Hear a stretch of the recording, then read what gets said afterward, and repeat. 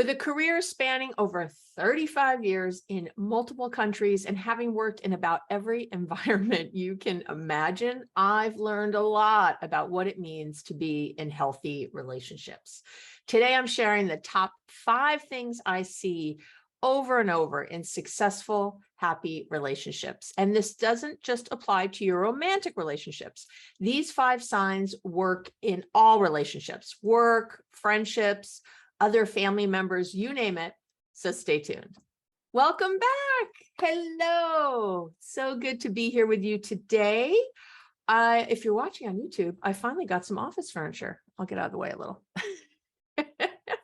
I've been redoing the office. We're coming back. We're coming back with some cute officeness. So I'm really happy to be here with you today and talk the Fray, F-R-A-E, which is big down there in Australia. For my Australian listeners, you'll be hearing me on the Fray. I don't know when it's coming out, but I'll talk about it in my weekly love letter. I'll let you know when that's coming out, or I'll try to remember here, but I record earlier than when these get just, published. So that doesn't always go together. But if you're not listening, she's amazing. Loved her. Love the podcast. Anyway. And we were talking about the 5 signs of a healthy relationship and that a little bit. And I thought, wow, I really should do an episode on this because it's so important and we all want to know.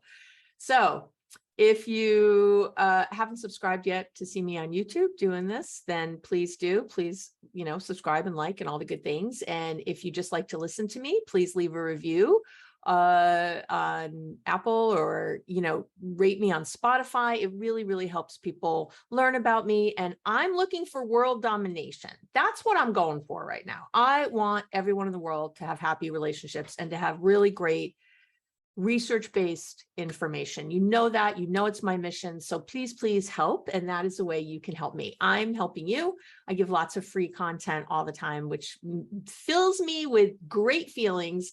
And you can give back if you want. And that's one of the easiest ways to do it. Another thing, of course, you can buy my book, Be Happily Married. Even if your partner won't do a thing, it's also on Audible. If you like the sound of my voice, my melodic voice, I do the Audible.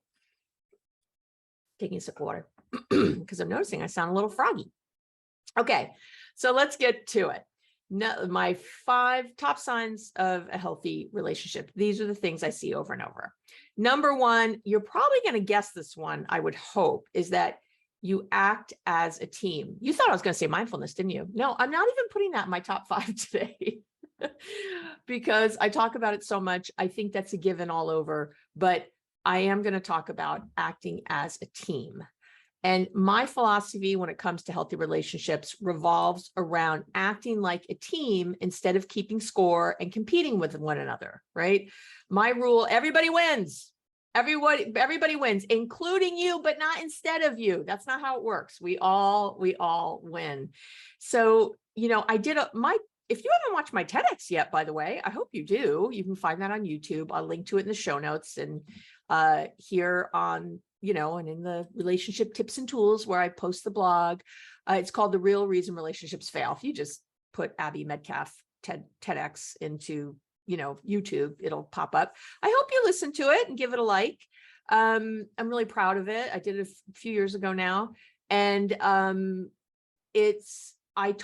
that's what the TEDx is about. That's what the talk is about.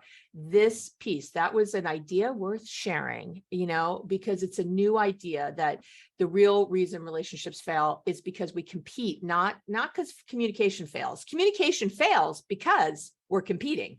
That's the issue. There are so many things that are in our lives right now trying to grab our time and attention. If you've got kids, if you work, everybody works in some way. You got school, work, whatever. You're trying to eat healthy. You're supposed to call your mama. You got to get to the dentist for that tooth that's been bothering you. Whatever, right? There's so many things every day. The list just goes on, and it leaves people really feeling overwhelmed and anxious on a daily basis. So because of this depleted feeling, it's very easy to look at our partners or other people to save the day. And I'm going to say I'm going to come to all relationships, but I want to say this about partners, because this is where I see it kind of the most. Not even the most, that's not true. This is where I talk about it the most. And most of you are listening because you are in a partnership. But like I said, I'm going to talk about all relationships today. But when you look to your partner to save the day, to pull their weight, to, do their fair share, you start watching everything they do and comparing it to what you do. And of course you do more. So in effect, what you're doing is keeping score, right? You're having a balance sheet. And this leads to the resentment, to the anxiety, to the frustration, to the disappointment. That's the problem. And that's why you're not communicating, because you've got this foundation of your house that's rocky, that's not firm, because you're always looking to this other person. And it's really a distrust that's sort of seeping on the bottom. So, and we've all said the thing, you went out with your friends on Friday, so I get to go out with mine on Saturday, and I took the kids to soccer practice on Tuesday, so you have to take them to piano lessons on Friday. The one I talk about all the time, it's your turn to put away the dishes, or it's your turn to cook, or it's your turn to clean up. I hate that one. I don't hate, I try not to hate, but I really dislike that one. It's not your turn. You take turn in games. Your relationships are not games. When you keep score like that in your relationship, it puts you and your partner or your sister or your boss or whoever on opposite teams. Right? I'm not, this isn't rocket science. Think about it. It's so ubiquitous. It's so common that we don't realize what we're doing. We are setting one of us up to win and one of us to lose. And I don't want to lose. Right? I want to win. So how can I have a relationship built on trust, built on mutual respect, built on my wanting your wins when I really don't want your wins, because I think your win equals my loss? You can't have a connected, loving, communicative relationship when there's this underlying tension of someone losing, right? And that's what kind of worms itself into the foundation of the relationship. And that's what creates the cracks. Or the whole thing crumbling down, right? And again, I want to be clear, this isn't just romance. This is your other relationships as well. You can't have a healthy relationship with your sister if you're always comparing all the things you do for your parents as opposed to her. I know you're doing it because you're like, she doesn't even work, or she works, but she doesn't have kids, and I do all this stuff for my parents and they need to use it. You really get into a very nasty position. I remember when my mom was alive, I did all the stuff for my mom, and I have older siblings. I'm actually the youngest of my siblings, and my siblings really didn't do anything for my mom. As far as I did all her finances. I took care of all of her appointments. I coordinated all the help because she was living in Florida while I was here in California. She refused to move near me because it's hard to believe I would come from someone who's stubborn and hard-headed, isn't it? And I remember sometimes people be like, oh, your siblings should do more, and why aren't they helping, and blah, blah, blah. And it just wasn't working out that way. I don't know what to say. I had the best relationship with my mother. I was able, I've talked about it before. My mom was a narcissist, and very difficult in a lot of ways to have a loving relationship with her. And my siblings, hadn't worked out a lot of those issues as well as I had. And my mom felt best with me. She just did. She trusted me the most. And in those ways, not, she trusted her other children too, but she really trusted me to kind of be in partnership with her, making all these decisions and doing all this. And I just chose not to be resentful with myself. I couldn't keep going, well, why aren't they doing anything? And oh my gosh, and blah, blah, blah. And, you can't do it. I love my siblings dearly. I wanted to have a good relationship with them no matter what. And so I made a choice, and I just did not keep score when I really needed. I didn't act like a martyr either. When I really needed something, I asked. I set up a lot of things where I had help. So it wasn't my siblings I looked to. I paid for help. I paid for, a case manager down in Florida, so I could have eyes on her all the time. I paid for support to come in the house. We paid for the help is what we did. Instead of me looking to them like, well, there's 4 of us. Why can't somebody do something? You can't go there. not and be happy. I mean, I could go there, but I wasn't going to be happy. So that was really at the core of that. And, it's the same thing, let's say at work. If you have a relationship with a coworker and you're anxious all the time when they have a win because you think it means you'll end up with less, oh, they're going to get promoted and they're going to leave, or the boss is going to like them more, or whatever. When you start getting into that, you get into real trouble. And you've got to pull back. You just got to focus on what you're doing. What are you doing? If you're doing an amazing job, you'll move ahead. You just will. Someone will see it. And if they don't see it at that job, get a new job. It's not, you don't have to worry about all these other people. And I know it's hard. Like, let's say you're working on a project with a coworker and they're not pulling their weight and they're not doing what they do. And then at the end, right, I remember they get all the credit or something, or they get a lot of the credit. I can remember in school working on projects with people. And, I'm me, so I'd be doing all this work. And I remember at the time getting resentful that I was doing more than others and blah, blah, blah. It's a miserable situation. It isn't really helpful. And don't get me started on friends who are always in competition with one another. I don't understand this at all. I don't know what to say. To me, that's not friendship at all. When you're in competition with your friends or they're keeping score, I did this for you, you do this for me. I do not personally have friendships that way. I have very few close friends, and because I don't need a ton of friends, and the ones I have are incredibly supportive and loving all the time. They don't say, I told you so. If I screw up, or maybe they gave me advice to go one way instead of another, and then I did it the other way and it screwed up. They're just supportive. They're just there for me. They love me and I love them. And that's how we do it. So anywhere that is, you get into some trouble. And you want to get out of that kind of keeping score mindset, right? And instead think of your partner, your friend, your sibling as being on the same team as you. So you are one shared resource. It's one shared resource. And especially, so again, our romantic relationships are the one we usually spend the most time in. So that's, I end up talking about those more sometimes, but if you think of a romantic relationship and when you're pulling energy from your partner, you're really pulling energy from yourself. And I know you think, oh, we have this thing to do and I can't do it, so you have to do it. But if they're already drained and you're drained, you got one drained person makes both of you suffer because you're sharing the same battery. So it's a drain on the same battery. So I want you to get out of using that, the you language. There are no you problems. There's only we problems.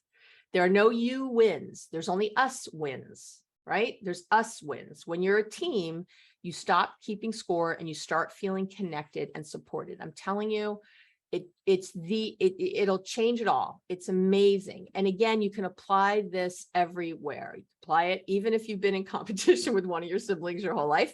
You can step back and really think about how to lean into that relationship differently and how to stop playing the game. It only takes one of you to stop. They can keep competing all they want, but if you're not competing, think about two teams on a field. If one wasn't competing and they were just having fun and they didn't care who won or scored the baskets, eventually the other team would get very frustrated. If they were super competitive, they would hate it. They would just hate it. And they'd either give up and walk away, or they would let it go and they'd start playing too. Whatever, it doesn't really matter. It's not about changing them. It's about changing you and you feeling better. And you will feel better and more connected and feel healthier when you are not so worried about what everyone else is doing compared to what you're doing. It just, for sure. I'm not telling you anything you don't know. All right. That's number one. I need a sip of water now. Hold on. Okay. Number two, second sign of a healthy relationship, you're honest with your feelings. People hate this one. So I used to hate this one. When you don't say what you're really feeling about something, you end up feeling resentful, disappointed, hurt, abandoned. Even though you're the one not saying things, you end up feeling abandoned, right? Even though it's you end up kind of blaming them. Every time you stuff a feeling, don't voice a thought. You got to get what's happening really. What you're doing when you do that is you're telling the other person that you don't trust them. And maybe you don't, but I don't need you to trust them. I need you to trust you. I'll say that again. I don't need you to trust them. They might not do a good job with your feelings. They might not. It's about you. It is about you. It is about you walking away feeling clear. You had good boundaries. You said what you had to say. You did your thing. You know me with the boundaries. I'm still working on my boundary course. Should be out really soon. It's got to change. It's got to change.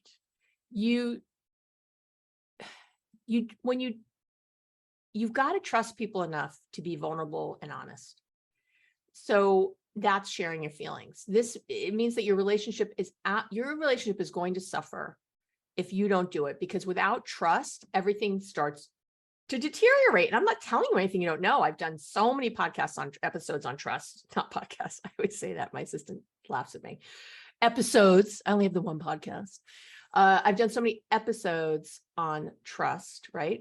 By the way, we're going to be setting up a new podcast called Boundaries Made Easy, where I'm going to take all the boundary episodes, all the things that are related to boundaries, and I'm going to put them all together in another. So if you've already been listening all this time, you know, or you could put boundaries in the search engine, of my website, but you could also just, if you don't want to do all that, I'm going to set it up so you can just go and everything from how to make boundaries, how to stop being codependent, how to stop people pleasing, right?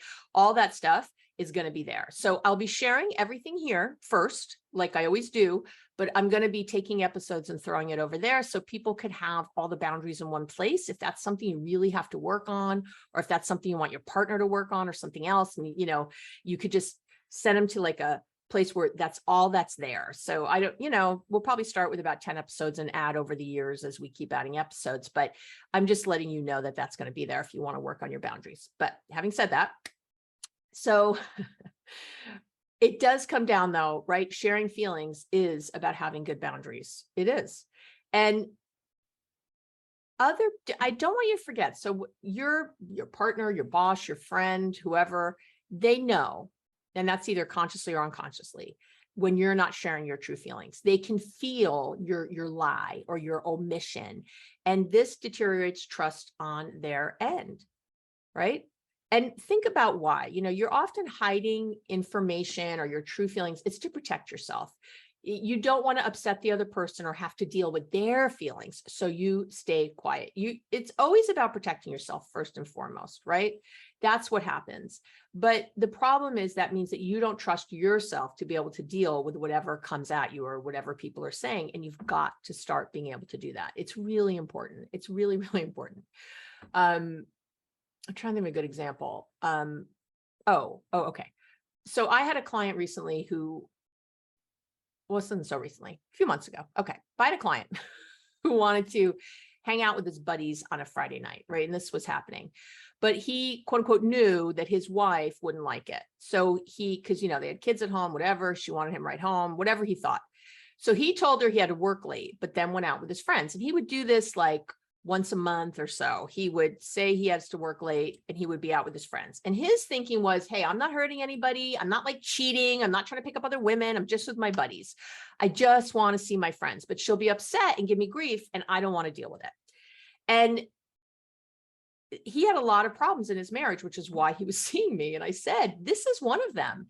You're just, first of all, you're just lying. So the honesty is gone, but you have to remember that people pick up on the lie. Just like you pick up when someone's lying to you, you can kind of feel something's wrong when they're omitting whatever. You are hurting someone. You're hurting yourself because you're lying and you're not giving yourself your true feelings. You're not having a boundary. You're not standing up for yourself. You're not talking about what you need. And you're hurting your wife because she's picking up on this, right? You're undermining this relationship. This is one of the reasons. You're creating cracks in the foundation by avoiding these kinds of conversations where you just say what you really feel. And you've had this conversation before. You ask the other person looks upset, and you say, hey, are you okay? You seem upset. And they go, no, everything's fine. Right? You don't like it.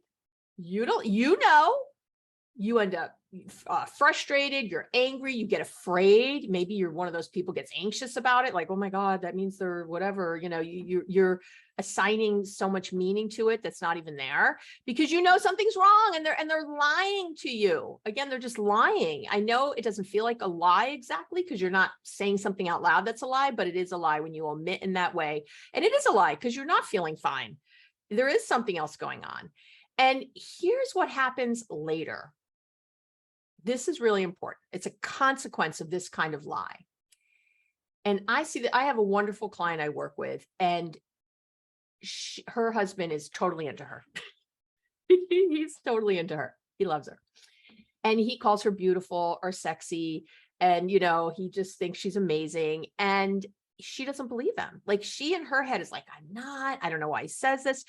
This is what happens when you don't share our true feelings. And because we then believe other people are lying. So he doesn't always share his feelings with her because they get kind of codependent with each other. And so he doesn't always share his true feelings with her because he doesn't want to upset her. He doesn't want, and sometimes he doesn't know his true feelings, granted, that happens to all of us, but we don't share it, right? We're trying to protect the other person. We want them to be okay. We don't want to say all the things, and we hold it back. But what happens is stuff like this. Your brain, so with my client, she could feel that he was quote unquote lying sometimes. You know, it's like a spider in a web, you know, you can kind of feel something out there. It's disturbance in the force, I think I usually call it, right? So she knows there's something off. So when he says things like this, she doesn't believe him. Her brain is telling her that, well, he lied about whatever last week. So he, you know, the person lied about how they're feeling about this thing. I asked them and they said they're okay. So they're probably lying other times too. This happens at work. Your boss says you're doing a great job, but you don't believe them. You think you can get fired any minute. Some of this is sure low self-esteem and other things, but a lot of it, I have to tell you, it's because we're picking up on other people not telling us the truth. So, you know, about how they feel, we can tell there's something else going on and they're not sharing it. And it could be a coworker, again, your sister, your sibling, whoever, a friend. And then when they do tell us something that is the truth for them, we don't believe it. So because trust breaks down everywhere. This is why it is so important and a sign of such a healthy relationship when you share what you're really feeling. And let me say this as a last note. I want to be clear. You are so entitled to your true feelings. I can't think of anything you're more entitled to. They don't have to be right, nothing. But you are not, I'm going to repeat this, you are not entitled to your reactions. Entitled to your true feelings, not your reactions, right? So if someone's talking to me and they piss me off, I'm not entitled to hit them. I'm not entitled to slap them across the face. That's a reaction. I have that reaction because I'm feeling angry and I'm feeling right. That I'm not entitled to do that. So you are not entitled, if someone says something you don't like, to yell at them, to get defensive, to lose it, to be stony in your silence. These are reactions you're having. That is not your true feeling. Okay. That defensiveness, that lashing out, whatever it is, that's not your true feelings. What is that wonderful Celeste line I always say? Anger is the bodyguard of fear. When we're lashing out like that, when we cut people off and we get very stony with our silence and we withdraw, all of those are the same things. We are masking something else. That's your true feeling. And that's what I want you to share. I want you to dig down to what's under the feelings of withdrawal, lashing out, anger, resentment, frustration. I want you to dig down under that to the fear, the worry, the hurt, the rejection, the abandonment, because when you get vulnerable and share these feelings, you're going to find a whole new way of communicating truthfully with others, with yourself, with others. It's incredible. So yes, you need your mindfulness so that you can stop yourself and really check in and know how you're feeling. Yes, yes, yes. It is that moment. And if you do know, we know ourselves, right? We know our first reactions. We know. You know, if you're somebody who always lashes out when you hear something you don't like. You know, if you're someone who always clams up when you hear something you don't like. I get it. I get it. So you should see that as your canary in a coal mine. You should see that as your indication that, oh, I've got another feeling going on. I'm feeling hurt. I'm feeling rejected. I'm feeling abandoned, right? That's what you want to get to. That's the one. And that's what I want you to share with other people. And I want to say also that, so we connect with feelings, not thoughts. I say this a lot in the podcast. We connect with feelings, not thoughts. That's why it's a sign of a healthy relationship. Because when we connect with those feelings, what we're really feeling about something, people connect to us. They lean in. When we're just yelling at them or defensive, or you don't know what you're talking about or whatever, of course they don't lean in. It's very hard to lean in. I mean, I teach you to try to do that in this on this podcast, but that's the harder thing. When we really share our vulnerability and like, wow, I'm feeling really hurt. I'm feeling so scared. I feel like you're gonna, I'm feeling scared. I in my head, I think you're gonna leave me when you say that. We can get the reassurance we need. We could really, and hopefully the other person, is gonna communicate well with us about that. But at the end of the day, even if they don't, it's about us sharing and trusting ourselves. That is a key to a healthy relationship. And I said it once, I'll say it 1,000 times. People's reactions are a reflection of them, not you. So when you share your true feelings, if someone snaps at you, or if they lose it, or if they whatever, or they tell you, one of my favorites, you're not feeling that. That's what I used to get told when I was little and I'd share a feeling. That's not how you feel. You're not angry, or you don't have a right to be angry, or, well, I don't know why you feel angry. That's ridiculous, or whatever. They could say all kinds of things. It doesn't matter. It is about you. Their reactions are theirs. You can't change their reaction. You can't control their reaction. I know, I've tried, trust me. That's not what we're doing. Okay. So just know that and share what's true for you with the true feeling. Okay. And this actually is a good segue into number 3, which is that you focus on yourself, not the other person. That is a great sign of a healthy relationship. If you're unhappy in any relationship, you need to focus on changing yourself first, not the other person. You need to focus on changing you, not them. It is not your partner's job to make you happy. It is not your mom's job to make you happy. It is not even your best friend's job to make you happy. That's your job and your job alone. It is about you. Things outside of us don't make us happy. That's called codependency. That is fleeting. That is only for a moment. That is when we get anxious and codependent and people pleasing and crazy and all the things that aren't healthy. When we are just so worried about what other people are doing or trying to get them to act a certain way with us, because we think that when they do that, we will feel better. And in a moment you might, but it doesn't last. That's why you need more and more and more. You've got to get it from the inside, right? I want to drop the mic on that, but I'm going to say more. One of the things I say a lot is the one in the most pain needs to change first. And if you're listening, that's you. I don't know what else to say. You might say, oh, no, they're in a lot of pain. It doesn't matter. They don't see it. They don't notice it. They don't care, or they're ignoring it, or they're in denial, whatever. It doesn't matter. You're the one listening. You're the one who doesn't like something. You're the one who needs to change. You're in the most pain. You got to change first. I know it doesn't seem fair. I know. I love you so much. I understand, but it's the way it has to be if you want to move towards a healthy relationship with anyone else. You've got to start with taking personal responsibility, and you want to get your side of the street really squeaky clean, right? Squeaky. If it's all about personal responsibility. And I want you to realize this in any relationship. I don't care if it's with your boss. I don't care, if it's someone who has power over you, like a boss or a coworker, or, if they don't have power over you, if it's just your partner or your parent, whoever. You co-create every single relationship that you are in. You co-create it. This isn't happening to you. You're not a victim, remember, right? I'm very clear about that. So you've co-created the parts you don't like too. Oh, I'm going to say that again because you don't like it, but I love you. So I'm going to say it again. You have co-created every part of your relationship, including the things you don't like. You've been reacting in a certain way, and that's why it keeps happening and whatever, you haven't been taking responsibility. You're not a victim. Your partner, your mom, your brother, they don't do anything to you. If you hear yourself using this language, I want you to stop. I want you to take a nice breath. Woo.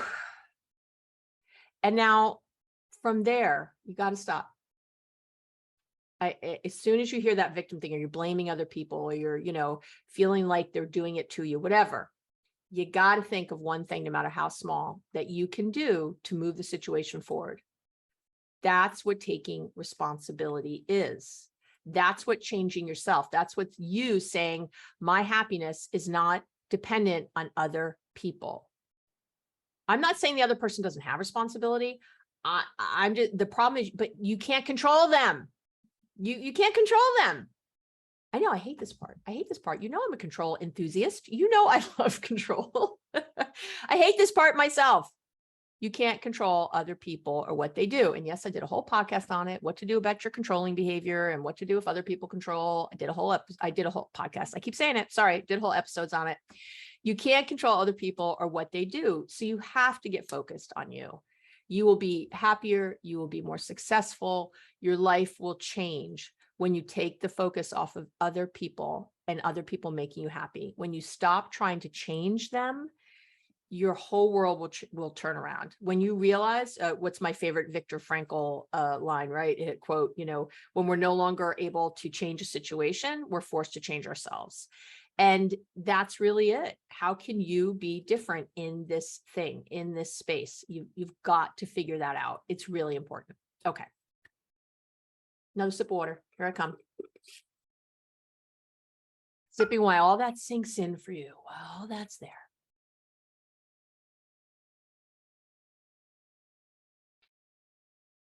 Yep. It's the only way to make any relationship better. And I'm talking about all relationships. So I'm not saying you have to love your coworker, but I'm talking about you have to focus on love-based emotions, not fear-based emotions.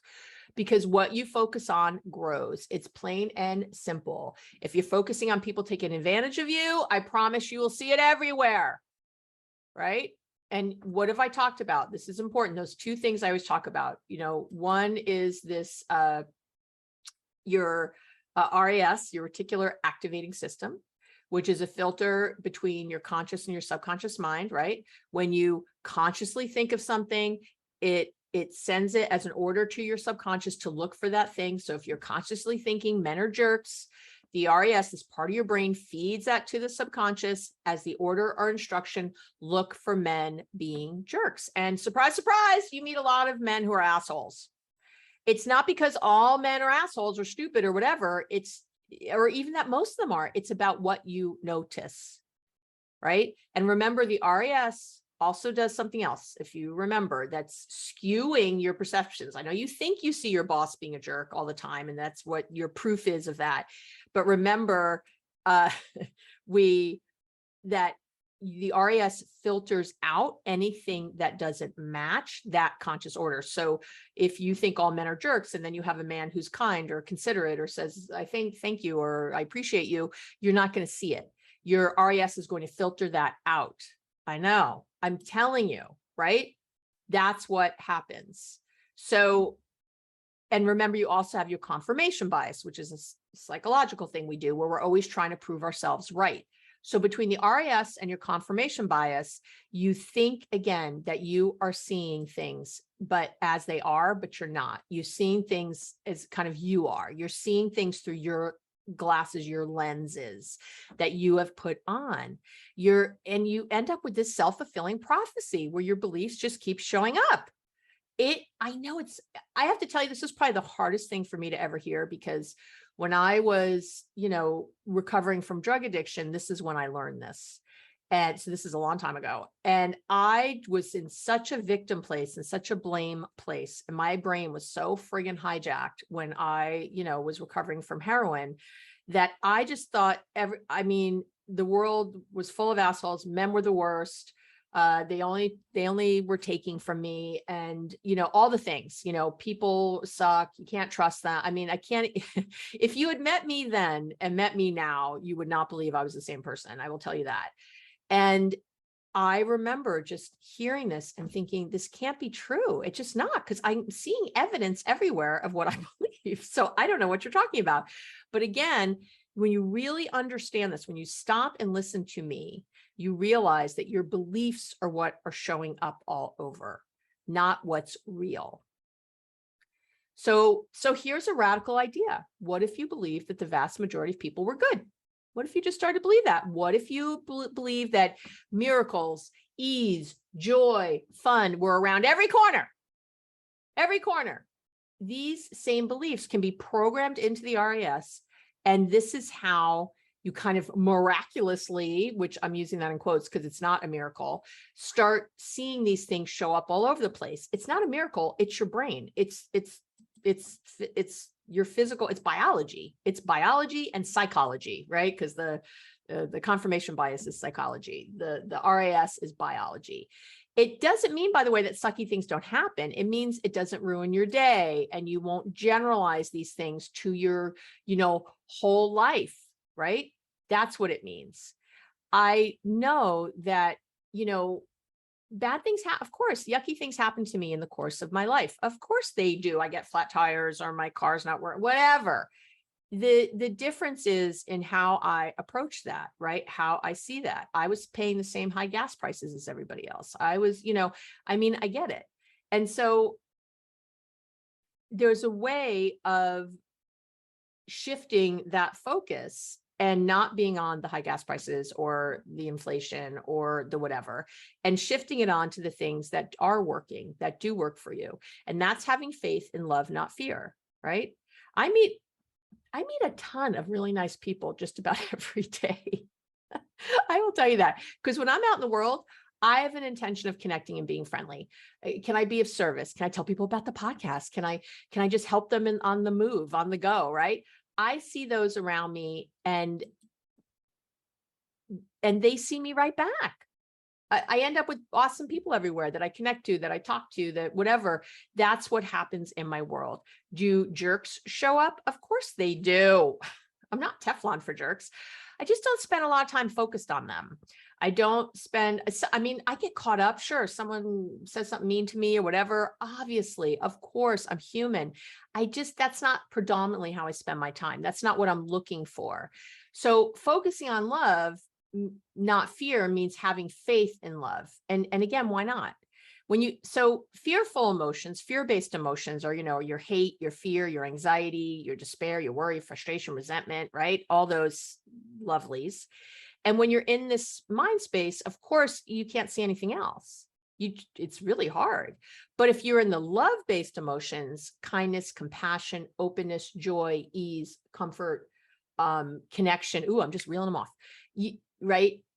This is where you're meant to live. And when you're there, right, you really start to see those things. And remember, again, in even another part of your brain that I talk about a lot, where we believe your love-based emotions are housed, the neocortex, where compassion and appreciation, all that good stuff lives.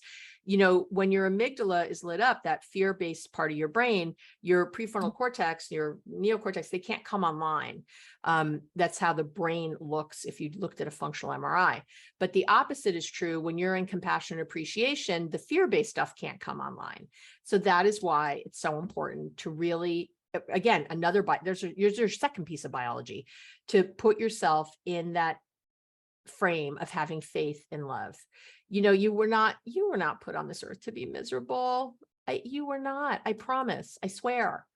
But you have to decide where you want to focus.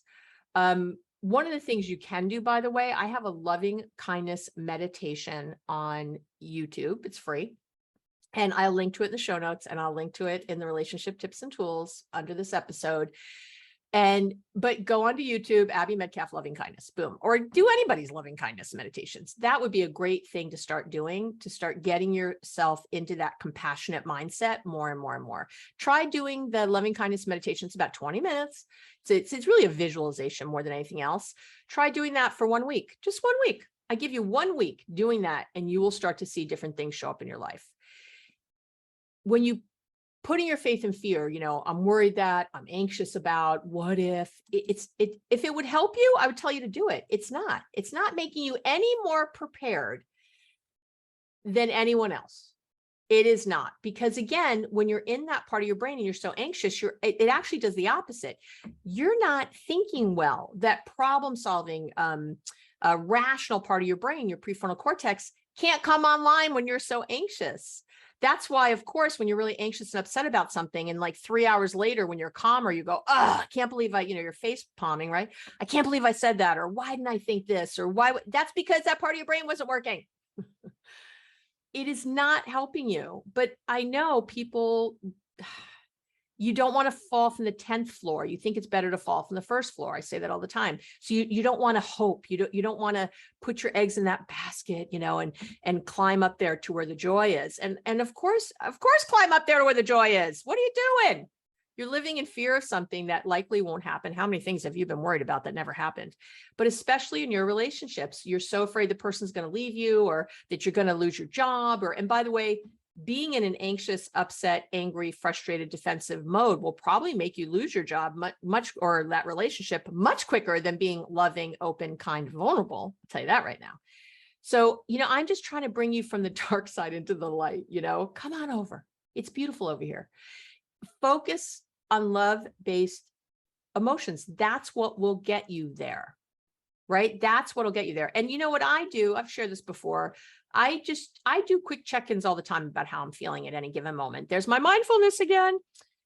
And all I do is we say in the program, keep it simple, stupid. Like I just like things easy because I don't want to have to think so much. So sometimes I'll be doing something, or I'll just check in, like I'm at work, or I'm in a meeting, or I'm talking to someone, whatever. Or I'm just home alone doing whatever. And I just check in for a second. What am I feeling right this minute? What am I feeling right this minute? And I just try to see, am I feeling anxious? I'm feeling kind of actually content, and I'm feeling satisfied, and I'm feeling happy, or I'm feeling, oh, I was just tripping about something. And so what I do is I just, in my head, I go, is that the fear side of my brain or the love side of my brain? That's how I divide it. And you can use a different word for love if you want. I don't really care, but I just find it easy that way. And if I'm on the fear side, if I'm noticing that I'm a little anxious, I'm a little worried, I'm feeling rushed, impatient is one for me, boy. Woo! I get impatient. That's the fear-based part of my brain. There's plenty of time. There's plenty of money. There's plenty of everything. I don't have to, you're right now. You're going, no, there's not, Abby. Yes, there is. Get out of the scarcity mindset. And for sure, focusing on how I don't have enough money or something isn't going to help me get more money. That's for sure. It's just going to keep me in that anxious place, right? And again, that my problem-solving part of my brain, or the part of my brain that sees opportunities or what else I could do, isn't going to come online. So immediately when I do that, I'm like, oh, I'm in the fear side of my brain. Let me get over to the love side. And I just try to pick something that I can choose in that moment. If I'm really anxious, I can't suddenly be like, oh, I'm just happy. Of course not. I always say you can't get from shitty to giddy. It doesn't work that way. But if you acknowledge it and then ask yourself, what could I feel from the love side? What could I just feel? Maybe I need to stop judging myself, or maybe I need to remember to be patient or kind. As I notice I'm frustrated, with one of my teenagers or something, whatever, I'm going to choose the better feeling love-based emotion. And to do that, you can have choose the better feeling thought. I did a whole episode on how to exactly to do that. I will link to it in the show notes. abbymedcalf.com. Just come over to the podcast page. Boom. At this one, you'll see all the little links. And also in the relationship tips and tools, it'll be there. But you've got to shift a little bit. You have to come over a little bit into something that is more a love-based place to be. And if you want to get really good at this, I'm just trying to think. Yes. Okay. So if you want to get really good at this, I do have, I'm just throwing this in here. I have I call it a vibrational cheat sheet because, I talk about this also as vibration, how we're feeling, and that I use all the time to check in with myself about kind of which part of the brain I'm in, and, how it could come from love, not fear. I will link to that. You can get that for free. I will link to it in the show notes, abbymedcalf.com. I will link to it there if you want to come download it. It does put you on when you download things, you get on my list, my email list, which is a weekly love letter. And that's what it is. It's love. It's meant to be inspiration. I'm not on there selling you crap or doing whatever. I always offer like a discount on things I sell, but I'm not like selling you on there. That's not what I do. It's really meant to be inspirational. I talk about my personal life and stories and all the good things to help you, just check in each week. So you would be on that list. You could always unsubscribe very easily. It's okay. I have it on every newsletter. You can unsubscribe super simply if you don't like it. But having said that, come over and get the cheat sheet. It's a nice thing to print out sometimes and just to look and see sort of what side you're on and to see what you could choose on the other side. For me, that black and whiteness of it really helps me stay in a good place. Okay. Let's get to number 5. After my little sip of water. And this one is really one of my favorites. And these aren't in any particular order, by the way. I want to say that, but anyway, okay. lead with curiosity. The healthy relationships I see have a lot of curiosity, a lot of curiosity. I tell people all the time that it's important. What do I say? Don't sack your relationship. SAC. Don't sack your relationship. This means don't make suggestions, give advice, or criticize. And this isn't just your love relationship. This is all your relationships. This is when you're talking to your dad or your coworker or your best friend.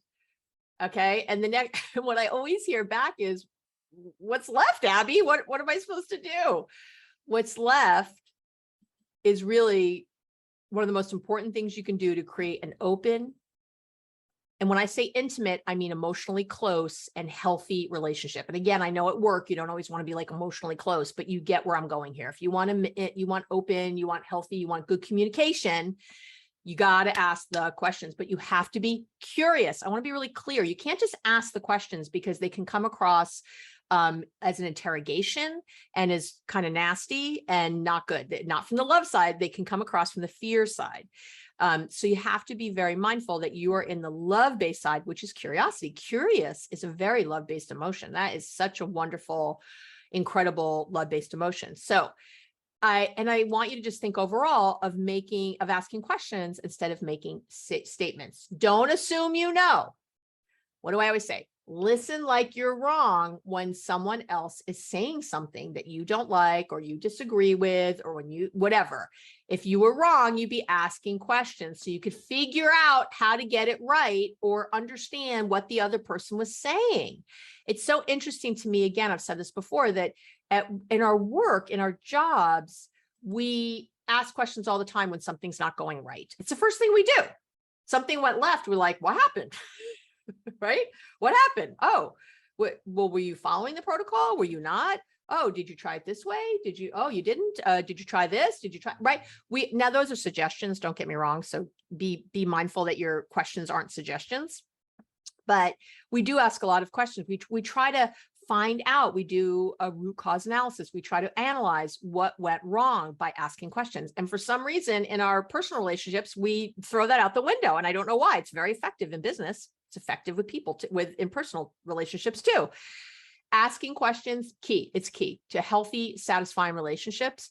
But again, you have to truly be curious. So that means you have to get out of thinking you know the answer. Get out of thinking you're right and that you need to convince the other person to come to your way of thinking, right? First, try to understand where the other person is coming from. And that means you have to truly be curious. If they say to you, I don't ever want to have sex again, and you're like, you don't, yeah, well, what do you mean? You can't change the rules. What's happening? You got to ask some questions first. It's not going to help. I get that your brain might panic a little depending on what's getting said to you, but once again, when you're mindful, download my free mindfulness starter kit. When you're mindful, this isn't such a problem. You can catch yourself in that. So let me just say, so here's how it works in real life, right? So there's two situations really, right? Getting or giving feedback. So let's say first, whenever you get feedback, so if someone's telling you something, they're giving you information, whatever that is, I want you to ask clarifying questions instead of defending your position. So the first thing you do is ask instead of telling the other person how they're wrong. Partner telling you that they feel neglected, you don't list all the things you've been doing, right? You don't, how could you feel neglected? I did this, this, and this. Nope. Even if you can't imagine how they feel neglected, are you kidding me? We just spent 2 hours together the other day. I had a couple, this is a while ago. I think I've even shared it on the podcast, but it's such a good example of this, where she said to him in the session, she said, we don't spend any time together. Like I want to spend time with you. And he, of course, immediately reeled off literally. He said, well, last night we watched some show they like, right? He said, we watched our show together. We sat on the couch. He said, I was even, right there with you. We were on the couch. He said, 3 weeks ago, I asked you to come on a business trip with me so we could spend more time together. And you came with me to that trip to wherever, right? And he had some third example of all this time they've been spending together. And I said to him, all right, that's not helping because even though that's all true, she doesn't feel like you spend time together. So instead, so I coached him and he did such a good job. And he said, all right, tell me more about what you're looking for when we spend time. What does that mean to you to spend time together? Because, and he said, so, because I've already listed them, but I could think of times where I think we're spending time together. What does it mean to you? What are we doing when you think we have spent good time together? What are we not? What am I doing? What am I not doing? What am I saying? He did such a good job. He started like, he got really into it. He got it. And he was curious. He was not like, you're wrong. You're being stupid. I'm going to convince you otherwise. He was, I could see the compassion and the love in his voice because he really got it. He was sort of like, wow, well, what is it then? What? And of course, we got down to, well, you know, when we're watching TV at night, you're on your phone. Even though you're next to me and you're holding my hand, you're on your phone.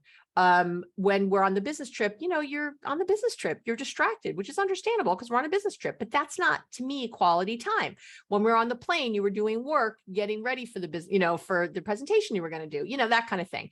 So she was really able to articulate what kind of time she wanted, how much she needed, because to him, it started to feel like this, I mean, like endless, because no matter how much, right, he started to give up. He's like, no matter what I do, it's never enough for her. But it's because he was doing the wrong things. He was focused on what it meant to him. He liked when she came along the business trip, actually. He loved, he said it, coming back to the room at the end of the day and she was there and they got to dinner. Like he really enjoyed it. He liked sitting with her, watching the show together. You know, these are things he enjoyed and he felt like it was good quality time. She did not.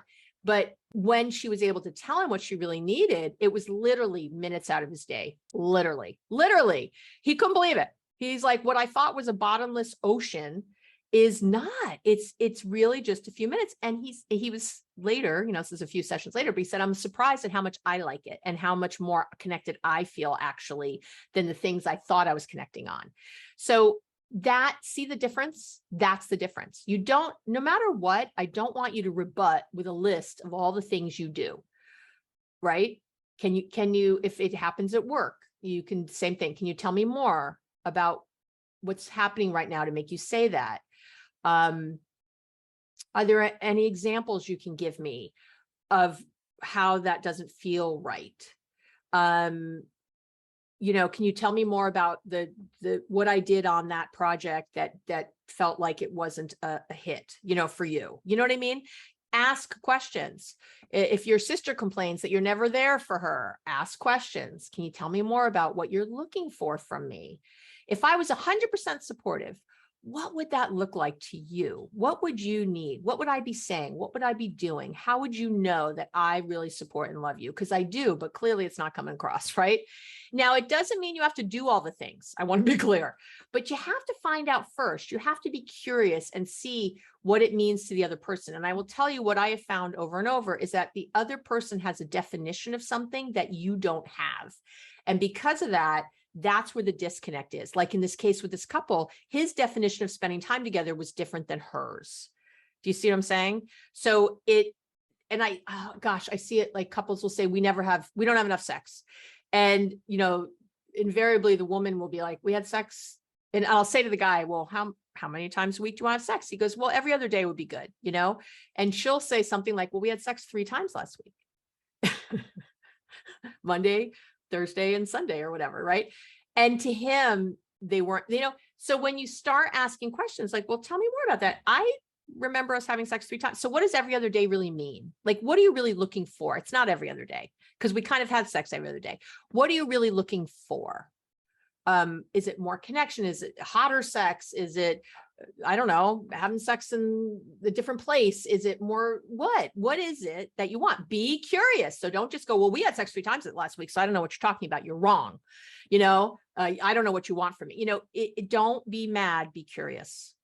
Don't be mad, be curious. Don't be resentful, be curious. And when you're truly curious, you think, I love this other person and something isn't working right. or I'm at work. I have this job. I got to figure out how to work better with this coworker. I've got to figure that out. Or I have a boss that feels very demanding. How do I connect with her so that I feel that we have a better relationship? What do I got to do? How do I, that's what you do. And by the way, if you shared your true feelings, like what I already shared, going into your boss and saying, can you tell me how you feel about me? And saying the truth, right? I often feel, not always, get rid of always and never language. I often feel like I'm doing a bad job here, like you're expecting something I'm not giving, or like you're disappointed in me a lot. And I need to know if that's real. I'm checking that out with you. And if it is, I want to know more about what you're looking for. What would I be saying as a great employee? What would I be doing if I was doing the project the way you wanted? You know, that kind of thing. I'm telling you, you will see changes. I guarantee it. Or you could give all your money back to the podcast. Haha. All right. Now, the second thing that can happen is when you have an issue with someone else, right? So again, if you have an issue with someone else, ask questions instead of telling them what the problem is. Okay. So sex life not feeling good. Ask your partner, what would you like to see more of in our sex life? Just start a conversation about your sex life. Try to be curious. Figure out, well, I don't like it. It doesn't feel exciting. I don't feel like we're having sex enough. I would like to do this or that. So start though with seeing where they're at. Do they like your sex life as it is? Do they not? You might be surprised, by the way. They might not like your sex life. What would you like to see less of? If we had a great sex life, what would be in it? Ask questions. And you can always say to the person, do you want to know what I think about that? Would you want to ask me what I'd like to see more of? You can have a conversation, but start with them. Let's say someone made a nasty comment to you, which you consider nasty. Let's say it's a coworker, nasty comment, maybe something undermining or passive aggressive or something like that. That could be your mom. That could be anybody, right? It's really great to stop and just, instead of, again, getting defensive or shutting down or lashing out or whatever you might do, be curious. Why are they saying that to me? Damn, like that hurt. Like, what is going on? So you can start with that. Right this minute, what are you feeling right now? Right now, what are you feeling? Or what are you feeling towards me? You could ask, I need to ask you a question. What was your goal? You just said X. What was your goal in saying that to me? What were you hoping I'd feel or do when you said X? Do you see where this is going here? First of all, it's calling someone on their behavior that they probably don't realize they're doing. Most people who are passive aggressive have no clue they're doing it, zero, or they have a clue, but they don't know how to stop it. And what you're doing is interrupting the behavior. Boundaries, you're having some boundaries, but you don't do it in a nasty way. You don't do it in a fuck you, what's wrong with you way. You do it in a curious, that's why I said you have to be curious. That's why this is called this. It's not just about asking questions. It's about asking them from a curious heart. It's about getting your feelings into a curious place first and trying to figure it out. And I'm going to say this too as a last little piece here. Don't give up on this. This is new. So you might initially, my guess is you'll get a lot of pushback. Well, I don't know what I'm feeling, or I just said it, or it was just a joke. I don't know why you're so sensitive, or shoulder shrugs, or whatever bullshit they're giving you, right?